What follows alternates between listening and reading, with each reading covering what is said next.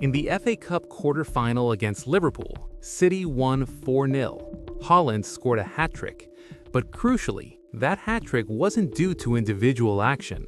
Rather, it stemmed from the collective pressure City players exerted on the Liverpool backline until it finally cracked. Semenyo provided the cross for Haaland's second goal. Cherki provided the assist for Semenyo for the third. City's front four of Semenyo, Cherki, Haaland, and Doku pressed high and outplayed Liverpool's formation, forcing the game into chaos. The chaos led to Liverpool's defenders turning, scrambling, and making decisions they didn't want to make. Now the question is, why are Pep's teams so unpredictable? I mean, they're sometimes frightening, sometimes embarrassing. In this video, I'll try to explain City's fearsome attack. For more details, watch this video.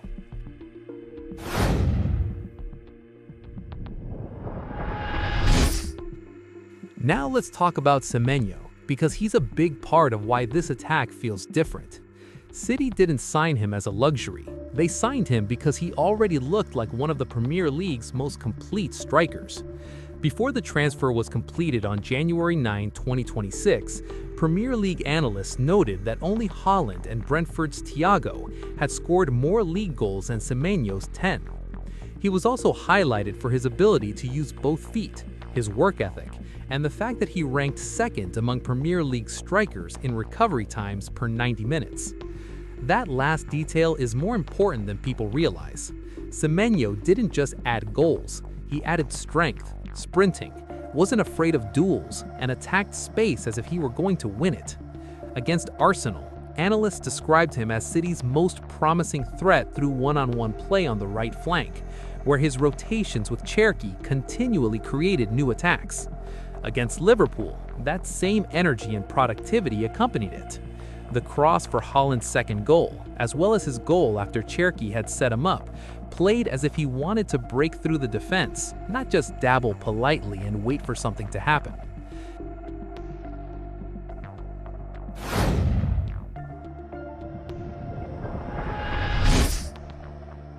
Then there's Cherki, and this is where the attack becomes truly difficult to read. He doesn't provide City with a secure creativity, but rather an aggressive one. 8 assists, 21 through balls, and his connection with Haaland is developing into something that is truly a problem for opposing defenders. In the 3-1 win over Bournemouth on November 2, Cherki provided assists for Haaland twice. Analysts have highlighted how quickly City can move from back to front once Cherki finds space behind the midfield. One of those goals began with a long sweep and ended with Haaland scoring after less than 5 passes. Haaland himself called Cherki's assist that day extraordinary, and when Haaland calls his passing extraordinary, he's right. Guardiola calls him one of the most talented players he's ever worked with, and you can see why. Because Cherki doesn't control the play, he opens up the opposition defense. He finds space on the inside right, drifts wide to combine, and then plays a sneaky pass that makes you replay the clip twice just to figure out how he does it. In the cup final against Arsenal, he found space inside and combined with Semenyo to increase the pressure. Against Liverpool, he released Semenyo for Haaland's second goal, then set him up again for the third. In both cases, the decisive moments came through Cherki before reaching Haaland.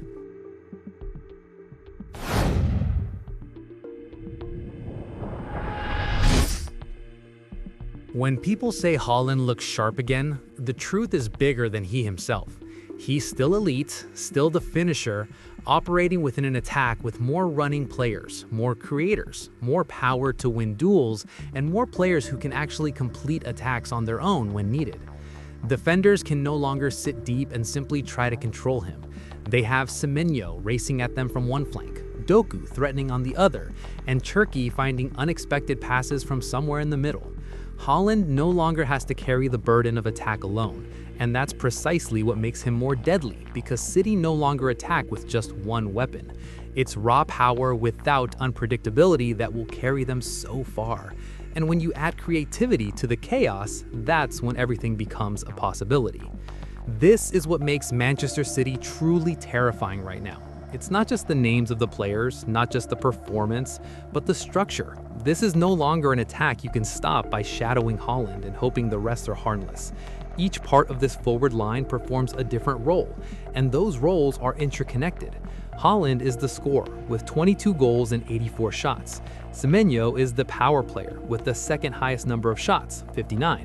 Turkey is the creator with 8 assists and 21 through balls. Jeremy Doku is the disruptor. Now, Arsenal balances the title race with the Champions League quarterfinal against Sporting Lisbon. City are eliminated from Europe, having already won the Carabao Cup and advanced to the FA Cup semi-finals. More tough matches for Arsenal will undoubtedly bring fatigue and pressure. City, with fewer distractions, are flourishing in attack just as the title race intensifies. Real Madrid exposed City's weaknesses, but what happened afterward didn't look like a team trying to recover. It looked like a team that had become something completely different, and in some ways, more dangerous than before. That's a brief overview of Manchester City's attack after the match against Liverpool. If you have any comments or support, please leave a comment below. Thank you for watching and stay tuned for the next episode.